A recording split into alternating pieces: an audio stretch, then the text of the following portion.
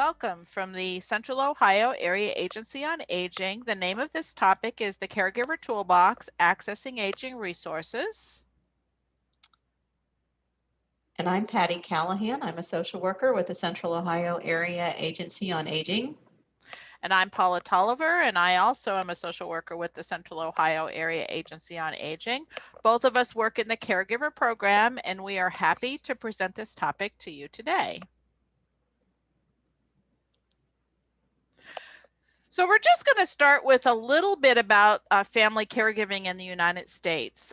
First of all, as we all know, and it is no secret, people are definitely living longer, and this is a good thing.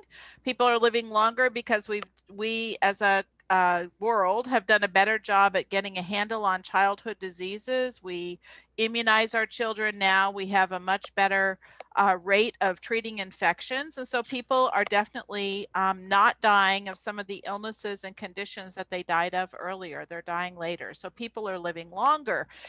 In fact, the fastest growing segment are those over age 85.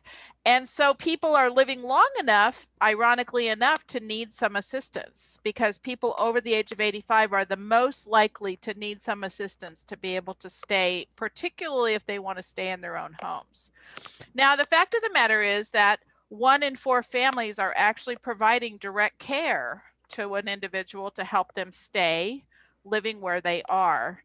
And, you know, families are facing many caregiving challenges, not the least of which is just financial. How do we provide the care? Also, time. People are in the workforce, they're working a lot, and just also how to assist people, particularly people who may have very demanding disease processes or brain failure, dementia, where they may be wandering or facing incontinence. And you know, the sad fact is that many family caregivers are providing care to an older family member with no outside assistance. They're doing it on their own, which is completely admirable. But one of the things that we sometimes see is people start to get either stress, develop anxiety, or they tend to get a little bit burned out.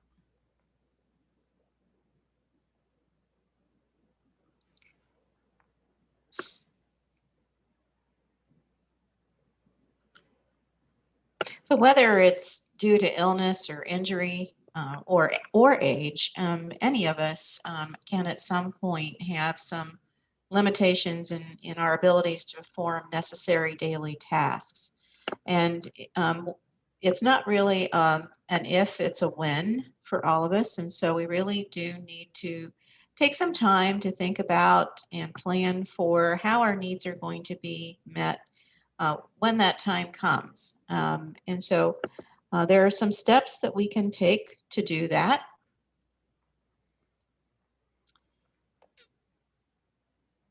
And we really want to do this in an organized fashion.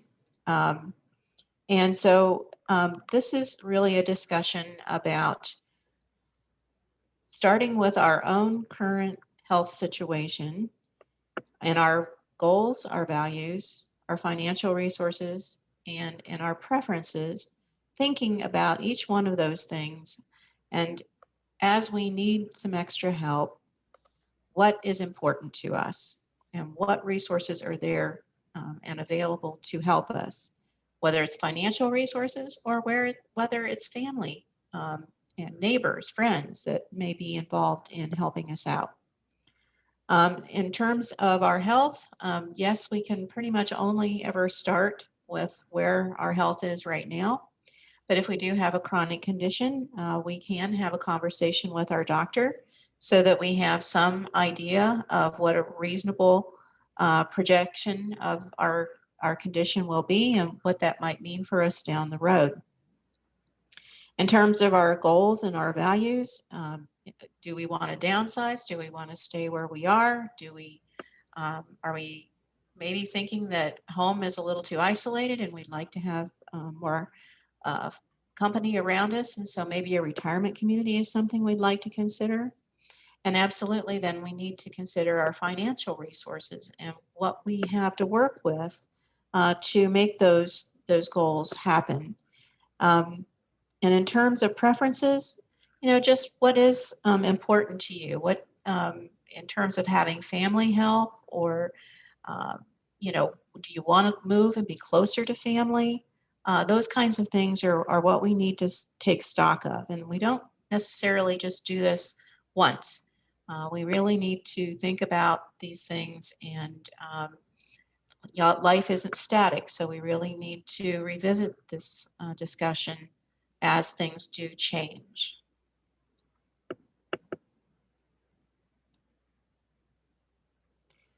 So, some suggestions for getting this conversation off the ground here. Nothing, I think, ever speaks louder than the voice of experience. So, if you do your own planning, this is something that you can kind of share with a loved one that you're maybe trying to have a conversation of this nature with. And that can kind of segue into, what do you think? What's important to you? Have you thought about some of these things? Um, it's always important to share, why you're bringing this conversation up, why you're asking questions about someone's goals and preferences and health status and that sort of thing. And it's important just to share that, if something happens suddenly health wise, I don't necessarily even know where your power of attorney is. I don't know what you would prefer to have happen in the way of bringing in help. So let the individual that you're wanting to start this conversation with understand, the reason that you're asking some of these questions. And then do prepare your questions in advance. And I always think this conversation is particularly, it's important to frame it in terms of questions and not telling someone what they need or what they're, you know, maybe not performing well at this moment, but ask them questions about what they're thinking, and try to draw them out. That's a much more productive conversation.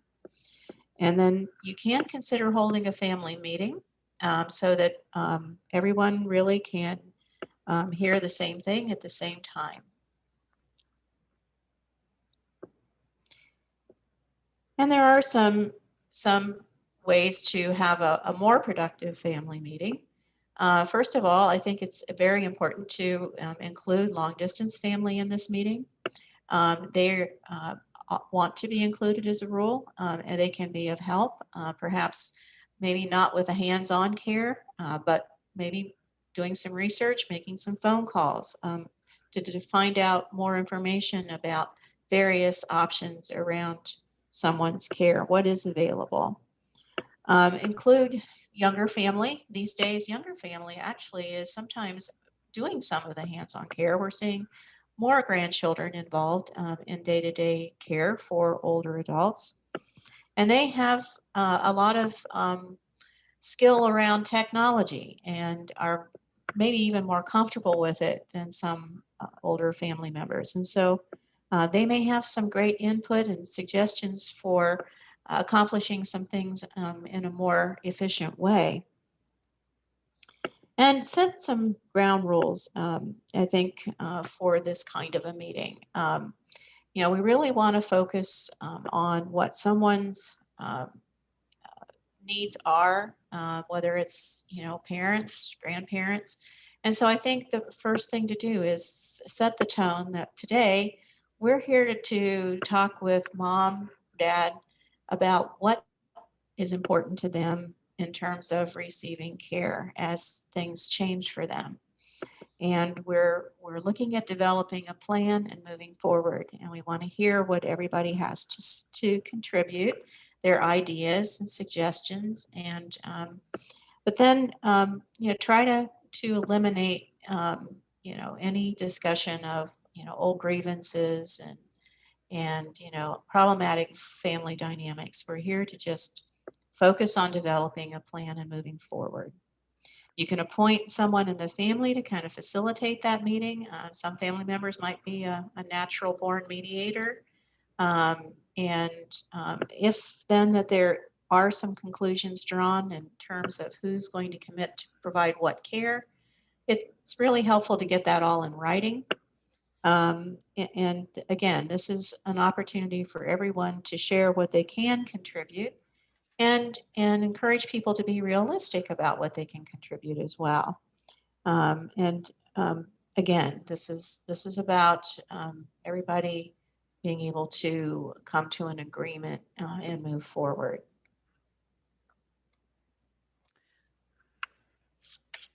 So, one of the resources that people can obviously contact are area agencies on aging. They have been set up by the Older Americans Act in 1965, and they exist all over the United States and also our territories like Puerto Rico and the Virgin Islands, 665 of them. And they really are agencies that are designed to advocate on behalf of older adults, their families, and also disabled adults. Ohio has 12 area agencies on aging, and this is what our map looks like. Each area agency on aging is marked by a star here, and what happens is they serve all of the counties in their area. So Patty and I happen to work in Area 6. Our offices are in Franklin County here in Columbus, and we serve the counties of Franklin County, Delaware, Union, Madison, Fayette, Pickaway, Fairfield, and Licking counties. And so we serve those counties. So it would be best to, if you have a family member in another part of Ohio, to really contact the area agency in that part of Ohio in terms of getting specific information about services and programs. What do area agencies on aging in Ohio do? Actually, all area agencies in the United States do the first three, and then Ohio has kind of a specific function, which is number 4. First of all area agencies on aging are a funder. We fund community-based services all the way from home delivered meals to transportation to homemaker, home health aid. We fund community services for older adults and their families. We provide information, assistance, and education on a whole range of aging issues, and to some extent, that's what this session today is about. We put out a lot of all area agencies put out a lot of handbooks and guides on different services in their communities. We also advocate at the various state houses all across the United States and also federally on behalf of older adults, disabled adults, their families. Now in Ohio, the area agencies on aging have become a focal point of some of the Medicaid waiver programs. We administer some of those on behalf of the Ohio Department of Medicaid to keep people at home. And we subcontract with some of the other administrating agencies or companies. So we provide some of those, and we'll talk a little bit more about those later. So some places where you can turn to find out what care is available. And this first one, this is nationally, it's the National Elder Care Locator. So if you have a family member in Wichita, Kansas, for example, and you're trying to figure out who to call to try and figure out what services might be out there, you can always go to the Elder Care Locator, which we put their website up, or call the 1-800 number and try and see what's available in that community. The Elder Care Locator serves, again, the entire United States. You can also use it for services here in Ohio to get to the area agency that serves the county that you may be in or your relative may be in. Now in Ohio, any area agency on aging will also do a free long-term care assessment for anyone who calls. And this can be very helpful. This is not a take your temperature, do your blood pressure assessment. It's not a health assessment, though it typically is a nurse who provides this assessment. But typically this is really sitting down and looking to see what the person may be available for, looking a little bit at their finances, a little bit at their situation. And then here at the Area Agency on Aging in Columbus, we put together many guides that people can either download from our website or can get hard copies of. And so this is kind of a slide. I know these are a little bit small and you can't read them very easily, but we first of all have a very large and general older adults resource guide. It's a book. You can also access it on our website, and it has like all the services and programs, including housing services for older adults and their families. We also have a booklet called the Caregiver Toolbox, which is kind of a how-to. and really kind of gives you the nuts and bolts of how to assist someone. This whole series that Patty and I are doing online is a reflection of the material in this Caregiver Toolbox, but you can certainly access it or get a hard copy. And then we have 13 different guides, which are really very specific guides. Our most popular guide by far is the Housing and Home Repair Guide, which looks at the subsidized facilities or subsidized independent living housing all over central Ohio and home repair programs. The other very popular one is the long-term care and hospice guide, which has all of the skilled nursing facilities, intermediate living level facilities, all of the assisted living facilities, all the hospice programs, kind of explains how to pay for those and kind of explains what those are. Our newest guide this year is the Pet Services Guide, which lists a lot of different kinds of services for people who have animals. So we just kind of put those out there. You can certainly download them from our website or get a hard copy from us. And to that end, our website is www.coaaa.org. And if you go into the resources section, you can access any of those guides. It also has a wealth of information on our caregiver page and also on our page where we discuss other services. All area agencies on aging have helpful websites, by the way. The Ohio Department of Aging has a very helpful website which describes all of those statewide programs which are available to people. Another website you might like to access is called ltc.age.ohio.gov.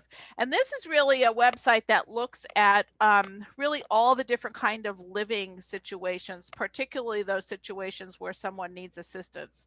The group homes, or they'll sometimes call those supported living, assisted living facilities, and also the nursing facilities. It lists them, gives details about their most recent state information.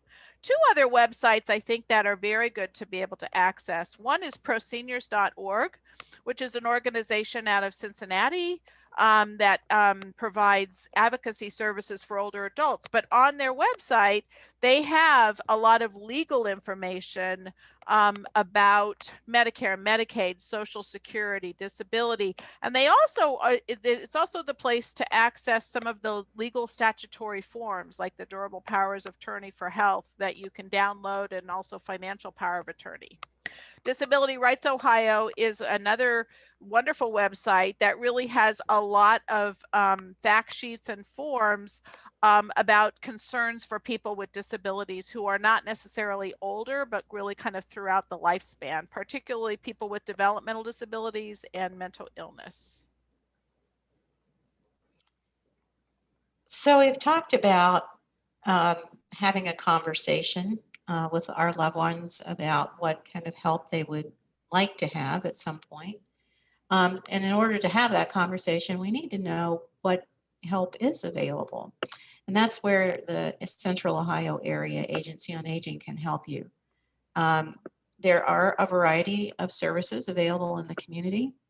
And we are all about people having a choice on where they live and receive the help they need. So we can point you toward services that can come into the home to let someone live as independently as possible, to continue to do that in the community if they so choose. There are community-based services where someone can go out of their home in the community to like an adult day center where they have activities and a noon meal, and medications can be administered, but it's a safe setting for someone who perhaps can't really safely stay alone at home. And this can be a way to give a caregiver some relief too. And then there is facility-based care, whether it's assisted living or nursing facility. And costs vary considerably in these across the home and facility-based care. And we're happy to help you understand how those fee structures work and take a look at what is going to be feasible in your individual situation. So what are some of the specific services available? I think a very helpful service is meal programs, and those are what we think of as Meals on Wheels or home delivered meals. And that can be a hot meal during the day delivered, or it can be a bunch of frozen meals delivered all at once so the person can heat them up as they choose. There are many different sorts of transportation services. Transportation is funded in many different ways. We typically do tell folks that there really isn't any on-demand transportation. Most transportation programs you will have to schedule ahead. I mentioned adult day services or adult day health, and again, that is a center out in the community where in many cases, individuals can even receive their personal care while they're there. Um, Respite care is just what's going to give the caregiver relief, and that can be a home health aide coming into the home to provide personal care, a home health aide to come in and just stay with an individual and provide some supervision and perhaps set out their medications and remind them to take those and help them to the restroom. Or it can be a home health aide that comes in to do some light housekeeping. We refer to them as homemakers. There's some services out there that provide minor home work in terms of repairs, minor repairs in the home, or maybe a little heavier chores than regular housekeeping. There are medic alert programs where individuals can wear a pendant or a bracelet and press a button and receive help. They are hooked into a call center. Those are worth their weight in gold. They give everybody, I think, more peace of mind that someone can get help quickly in an emergency. And there are specialized builders or folks that can come in and actually know how to modify a home for improved accessibility. These are the folks who are going to know that, for example, for someone to navigate a ramp on their own, that ramp has to have a certain slope. And they know many different types of equipment and features that can be readily available to install in a home, again, to make it easier to live there. There are telephone reassurance programs, usually operated out of the sheriff's department. Sometimes it's automated, sometimes it's a friendly call. Nurses and therapists are typically going to be covered under Medicare or some type of medical insurance. That's typically a relatively short-term service that might be able to come into the home until someone really does progress to the point where they're not needed any longer.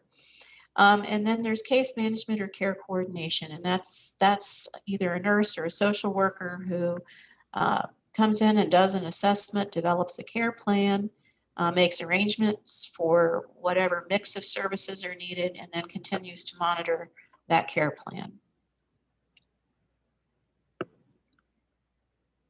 So these services are available through government-funded programs. They are also available private pay. Ohio is somewhat unique in that we tend to fund our senior services under tax levies in many of our counties, and that may be a property tax or a sales tax. And typically they are going to provide those services then on a sliding fee scale because those services are subsidized out of the funds from those taxes. And so they will ask income and asset information when someone calls. This is not Medicaid, though. These are just county programs that are trying to determine if someone is eligible for their services and what kind of a copay they might have for those services.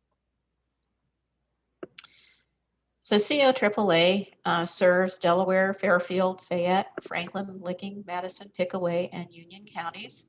And in each of our counties,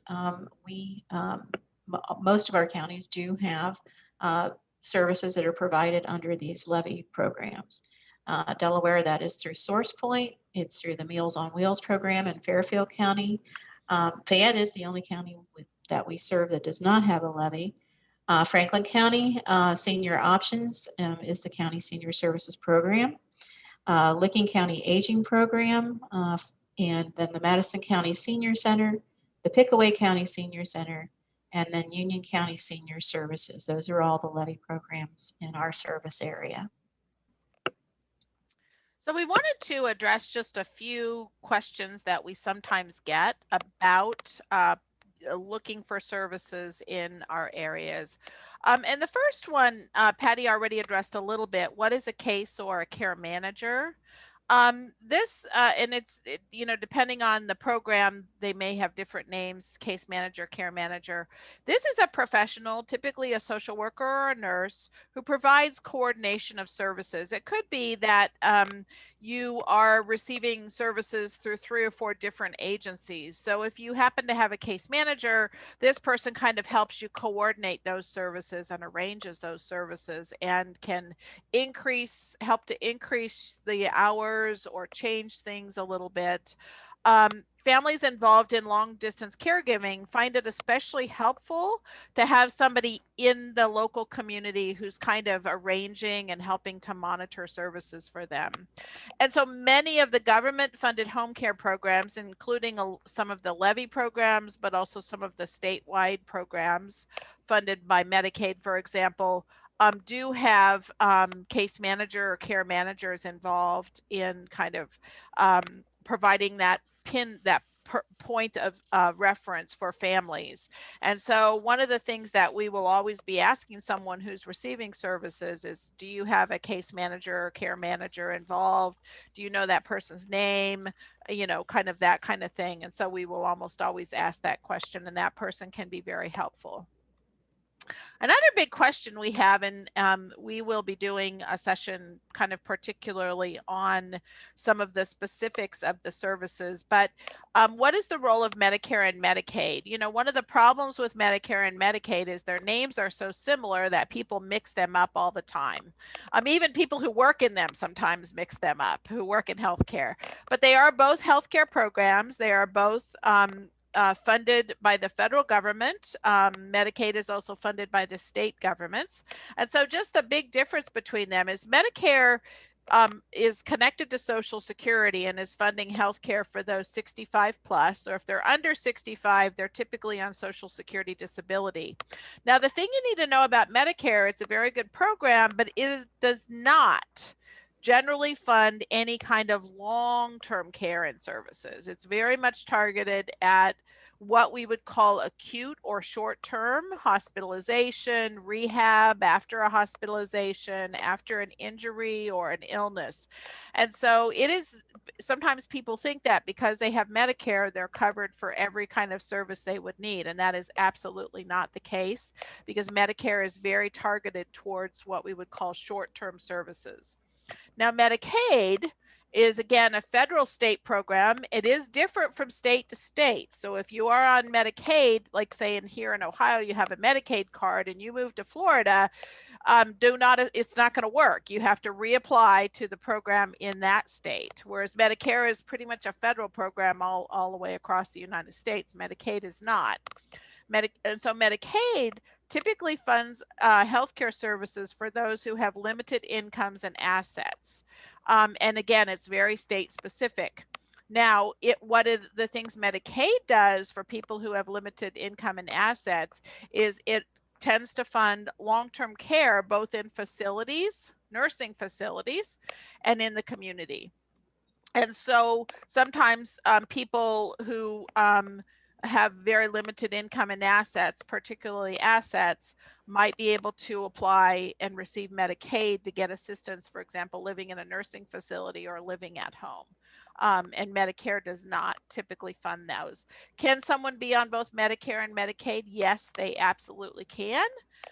Typically, maybe they would be on Medicare first if they, are 65 or have a disability, and then if they have limited income and assets, they could also be on Medicaid. Medicaid is very complicated, and so there are lots of different populations of people on Medicaid, and so you have to be a little bit careful because there are many, many, many children on Medicaid. There are many, many pregnant women and families on Medicaid, and the type of Medicaid that tends to fund long-term care services for older adults is different. It has some different features to it, so be careful. It's not all the same. It's a pretty complicated program. And so sometimes you will hear people talk about what we call the Medicaid waiver programs. This is kind of a little piece of jargon. What is that? These are programs for people who are living on Medicaid and are would be living in a nursing facility, a nursing home, but they want to live at home. And so these programs provide alternatives to people. And so some of the names of the Ohio Medicaid waivers, which again, typically you would go to your area agency on aging to access most of these. Ohio Home Care Waiver is for those under age 60. It is administered by CareStar and CareSource here in Ohio, but CareSource subcontracts with area agencies on aging to provide some of the case management. And so you sometimes find people who are working at area agencies on aging providing case management for the Ohio Home Care Waiver. The passport waiver is the largest waiver, and it's for people over the age of 60, and it is administered for the most part by area agencies on aging and accessed through those programs. Now, the assisted living waiver is also a waiver that can provide assistance to people living in an assisted living facility. The thing about that waiver, though, you have to be careful of is people want to be on that waiver, but there are it's not really all that widespread here in Ohio, mainly because assisted living facilities have to choose to participate, and there's not a really high number of those facilities choosing to participate, number one. And number two, many of those facilities who do participate require the person to be private pay for 2 or 3 years before they would even consider participating. So it's not a program where people who have very limited income and assets can access right away, like they maybe could a nursing facility. My Care Ohio waiver is a waiver for those both on Medicare and Medicaid in the 29 counties in Ohio that are attached to the urban areas. And so if you're in one of the urban counties or attached to an urban county, you will probably have the My Care Ohio waiver. It's a demonstration waiver, which extends a few more years here in Ohio to really kind of see whether we can serve effectively those people who are on both Medicare and Medicaid. And then there are also several waivers available for those with developmental disabilities, and those are available through the county boards of developmental disabilities, and they are really available all over the state. So about 20 years ago, there was a beginning realization that the backbone of long-term care in the United States is really family caregivers. As we said earlier, 1 in 4 families are providing care to a loved one.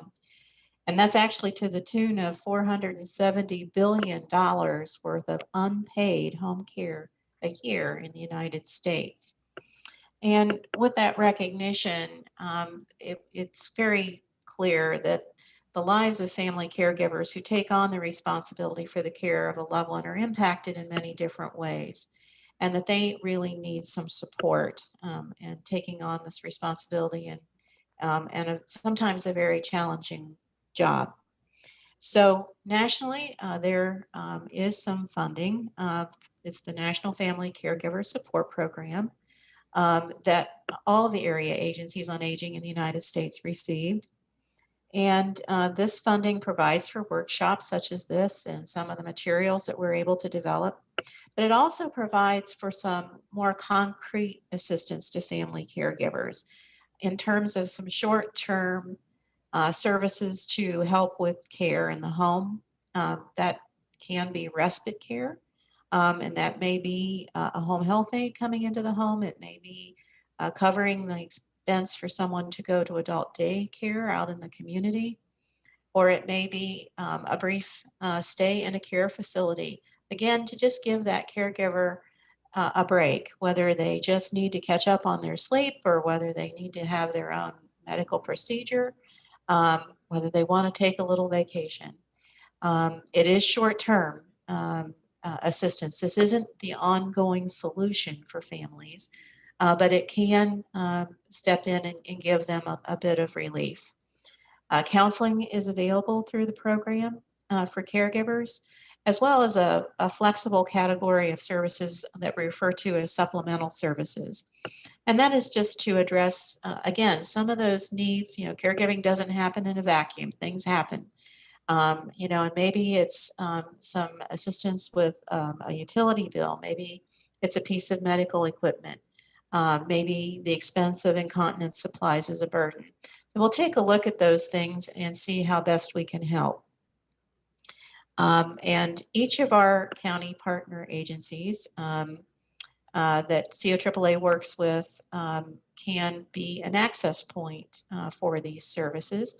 COAAA's program looks a little different. Actually, every caregiver program in the U.S. looks a little different. But ours, we organize so that there is an access point in each of the 8 counties that we serve.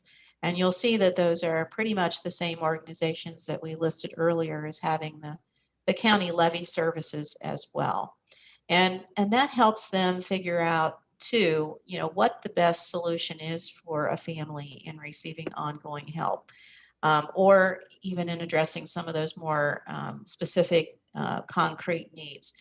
They're going to know the resources in their community, and they're going to try to assist the caregiver in the best way possible, whether it's through the caregiver program or their levy, or some other funding that might be available in the county as well.